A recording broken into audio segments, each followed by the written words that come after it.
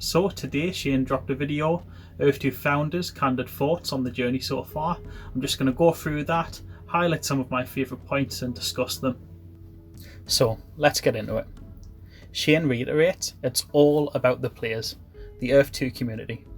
He wants the company moving forward to continue their about the community approach rather than it just being about the profit. Shane was exposed to the corporate world when Earth 2 exploded and he didn't like it. He turned down investment from billionaires, venture capitalists and other influential people.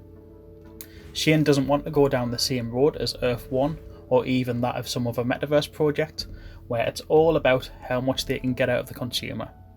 But instead, he wants to make us, the players, part of that process. All deals, including ads, will also be through the players. Businesses will either need to play the game themselves to gain a presence or work directly with us. However, Earth 2 will give us tools and functionality to make this easier. Shane also mentioned that Earth 2 is centralised now, but decentralisation is coming, not only in terms of Essence crypto, but for tiles and assets too. Shane also mentioned he sees land as cheap in some countries. To me, that implies he plans or expects the value to continue increasing. Next up, location inside Earth 2 is important. Shane reiterates the importance of real-world locations, even mentioning a high-value sale around the Statue of Liberty and saying he can understand why players want them. He then goes on to mention that lesser-known countries and places will be beneficial too, but for different reasons. We already read about the free-to-play elements in the draft paper, but Shane brings those up again here too, saying we can expect free-to-play soon, with this linking into collaboration with landowners. Essence will become harder to get, therefore cooperation between landowners and the free-to-play players to get the most out of your land and increase your essence yield will not only be beneficial but almost essential.